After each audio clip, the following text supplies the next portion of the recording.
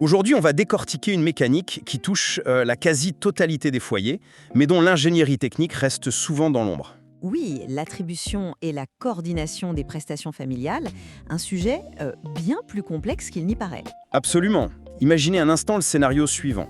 Sous certaines conditions très précises, un accident de travail pourrait légalement vous amener à percevoir 180% de vos allocations familiales. C'est énorme. Et à l'inverse, prendre un congé non payé de quelques mois pour un voyage en famille pourrait vous faire perdre l'intégralité de vos droits avec effet rétroactif. Ça vous forcerait à rembourser des milliers de francs. Comment un même système légal peut-il générer des résultats aussi diamétralement opposés? C'est tout le paradoxe de ce système, effectivement. Voilà. Alors pour poser le cadre de notre discussion, prenons une situation factuelle, précise, presque clinique. Appelons cet enfant Gabriel, né le 31 janvier. Ah, le fameux cas d'école. Exactement. Ses parents vivent sous le même toit. La mère exerce une activité lucrative à 20% dans une crèmerie à Châtel-Saint-Denis, avec un revenu annuel de 20 000 francs. D'accord. Et le père, de son côté, est employé à 100% dans un service administratif à Vevey, donc juste de l'autre côté de la frontière cantonale, avec un revenu annuel de 100 000 francs. Face à cette configuration somme toute très banale, une question juridique stricte se pose immédiatement. Qui détient le droit prioritaire à la prestation? C'est le nœud du problème. Ma position sur cette architecture légale, c'est que malgré ses imperfections, la rigidité des règles de priorité est un chef-d'œuvre de pragmatisme. C'est un système conçu pour éviter les conflits, garantir la sécurité du droit et assurer un versement rapide sans s'enliser dans des calculs interminables. Et c'est là que nos lectures divergent fondamentalement. Je m'oppose à cette vision idéalisée du système. Sous couvert de pragmatisme, cette architecture crée des anomalies structurelles profondes. Des anomalies? Oui, elle génère des lourdeurs administratives colossales pour les employeurs et elle aboutit, à cause d'une logique mathématique un peu aveugle, à des situations de surindemnisation totalement irrationnelles. Ça ne répond plus du tout à la réalité socio-économique des familles modernes. Alors, décortiquons cela ensemble. Commençons par cette fameuse règle de priorité. Dans le cas de Gabriel, le droit impose qu'un seul parent ait droit à la prestation complète. On ne laisse pas le choix à la famille. Ce qui est déjà une restriction forte. Oui, mais si l'on regarde l'histoire de cette attribution exclusive, la finalité est une logique implacable. Avant que ces règles ne soient strictement codifiées, les employeurs utilisaient parfois les prestations comme argument de négociation salariale. C'est vrai. On disait à un employé, votre conjoint travaille aussi, qu'il demande l'allocation à son employeur, moi je ne la paye pas. Cela crée des tensions énormes, des scènes de ménage, voire des conflits ouverts dès la naissance de l'enfant. En forçant un ordre de priorité légal, l'État a pacifié la relation. Je vous arrête tout de suite sur ce mot. Pacifier. L'intention historique de protéger l'employé est louable. Je vous l'accorde sans problème. Mais examinons le résultat sur le terrain. En refusant de laisser le choix aux parents de désigner celui qui fera valoir le droit dans le canton le plus favorable, on a simplement déplacé le conflit. Déplacé comme Angers. On l'a transféré sous la forme d'un fardeau administratif absurde sur les départements des ressources humaines. Attendez, laissez-moi m'assurer que je comprends bien la critique. Dans notre exemple, la mère travaille dans le canton de Fribourg, à Châtel-Saint-Denis, et le père dans le canton de Vaud, à Vevey. Les barèmes cantonaux sont différents. Vous dites que le fait de ne pas pouvoir choisir librement crée ce fardeau. Exactement. J'aborde la question sous un autre angle, celui de l'allocation différentielle. Ce fameux correctif qui est censé pallier le fossé entre les législations cantonales. Le parent prioritaire, disons la mère, selon les critères de rattachement, travaille dans un canton où le barème est potentiellement plus bas. C'est possible, oui. Le père, lui, pourrait prétendre à un montant supérieur dans son canton, mais il n'a pas le droit de faire la demande principale. Il doit donc aller voir son propre employeur, fournir les attestations officielles de l'employeur de sa femme, prouver le montant exact perçu dans le premier canton. Pour qu'ensuite on calcule la différence. Voilà. Les ressources humaines de son entreprise calculent et versent uniquement la différence.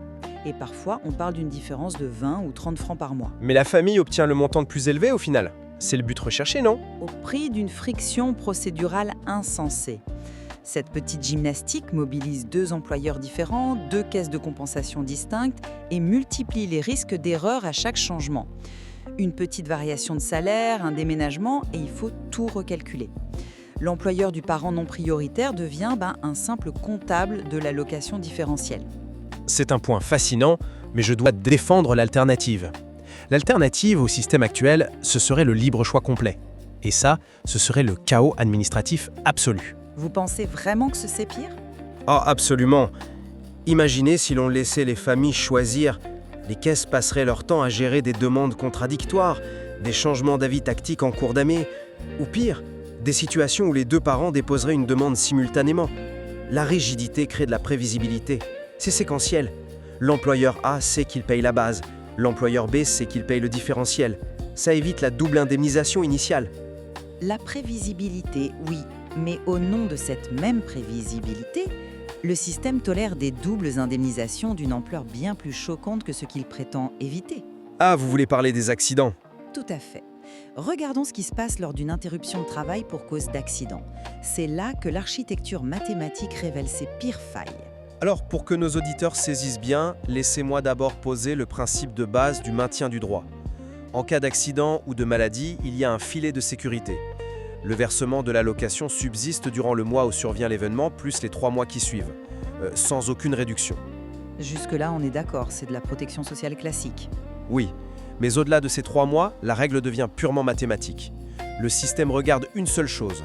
Est-ce que l'employeur verse encore un salaire ou une indemnité qui dépasse un seuil précis de 612 francs par mois? Si oui, le droit à l'allocation complète perdure. Et ce chiffre de 612 francs n'est pas tombé du ciel. Il correspond au seuil du salaire de minime importance lié à l'AVS et à la prévoyance professionnelle. C'est une frontière légale. Mais regardons l'engrenage dans la pratique. Lorsqu'une personne est accidentée, l'indemnité journalière qu'elle perçoit intègre déjà 80% de la prestation familiale. Oui, l'assurance perte de gain compense la perte du revenu global, allocation comprise. Exactement. Le salaire assuré a été gonflé par ces allocations.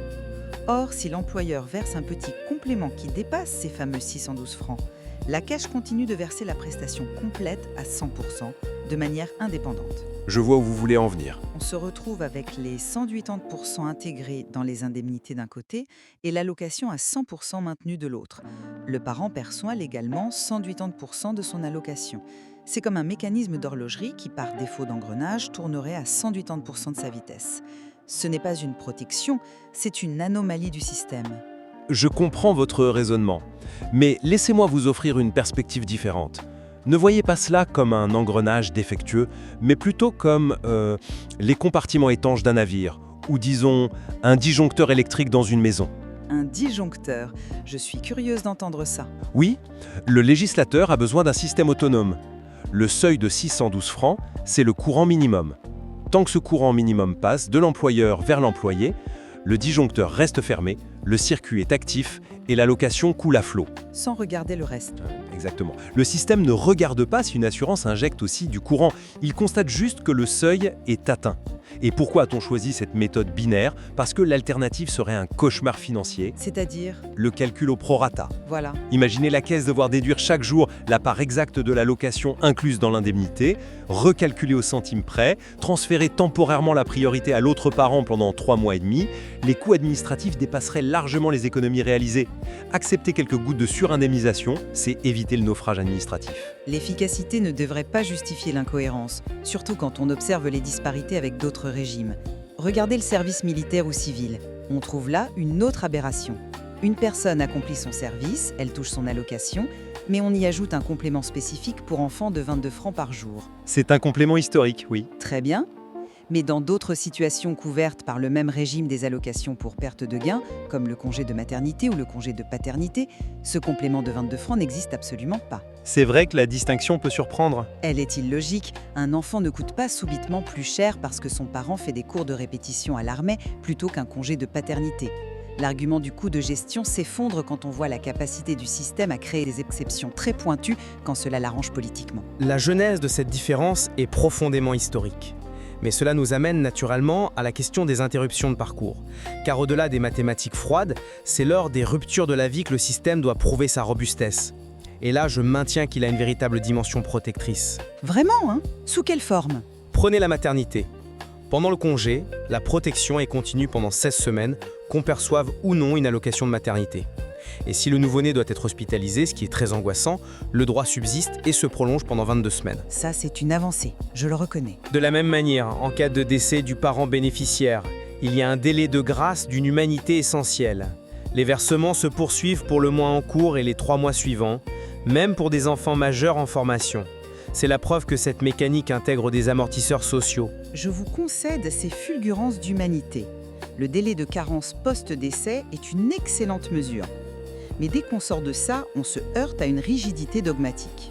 Prenons un enfant majeur qui interrompt ses études pour accomplir une obligation de servir. L'école de recrues entre 2 semestres, par exemple. Exactement. La loi dit que le droit du parent subsiste. Superbe. Mais les conditions sont strictes. Le service doit durer moins de 5 mois, l'enfant devait être en formation immédiatement avant, et il doit la reprendre immédiatement après. C'est la règle, oui. Sauf que ce terme « immédiatement » est appliqué avec une sévérité chirurgicale. Si le jeune termine son service en novembre et que son semestre ne commence qu'en février, la transition est mal calculée et le droit s'évapore totalement. C'est ce qu'on appelle la stricte délimitation des compétences. Les allocations n'ont pas vocation à combler les années sabbatiques déguisées. C'est le principe de subsidiarité. L'assurance chômage, par exemple, refuse de payer les 9 francs par jour si un salaire de 612 francs subsiste. La responsabilité bascule instantanément pour empêcher les doublons. Savoir quelle caisse paie est une chose, mais pour le citoyen, c'est l'insécurité juridique totale. Selon qu'il a gagné 610 ou 615 francs lors de son petit boulot, la source, le formulaire et le montant de son allocation changent complètement. Ça l'oblige à refaire des démarches complexes. Et c'est précisément la raison pour laquelle la maîtrise de ces mécanismes est indispensable. Cela nous offre une transition parfaite vers l'application pratique de notre débat. Nos auditeurs sont souvent confrontés à ces situations. Il est crucial de comprendre comment naviguer dans ces seuils, particulièrement lors d'un congé non payé. Ah oui, il y a un terrain miné par excellence. Beaucoup pensent qu'à la seconde où ils prennent un congé non payé, ils perdent instantanément leurs droits. C'est une idée reçue très répandue, mais elle est fausse.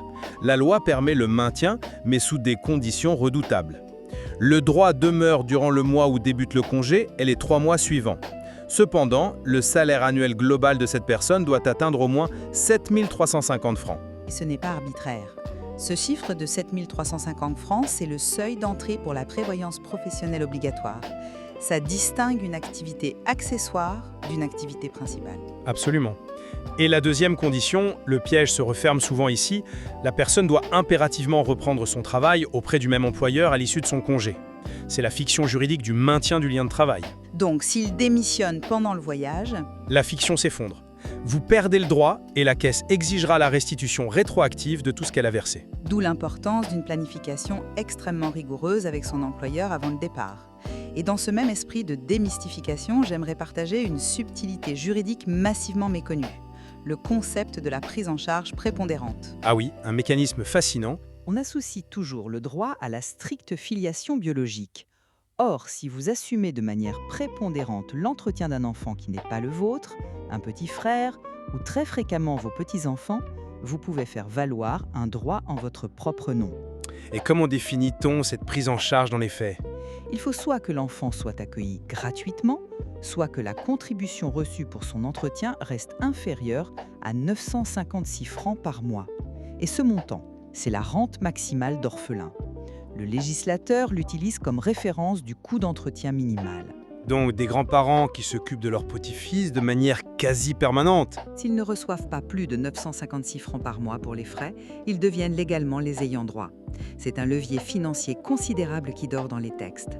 Paradoxalement, ce système très rigide offre ici une flexibilité sociétale remarquable pour protéger l'enfant. C'est une excellente démonstration de la nécessité de regarder au-delà de la surface des textes. Nous arrivons au terme de cet échange. Je maintiens mon analyse initiale. Le cadre légal offre une protection sociale d'une robustesse exceptionnelle, notamment avec les maintiens de droits prolongés.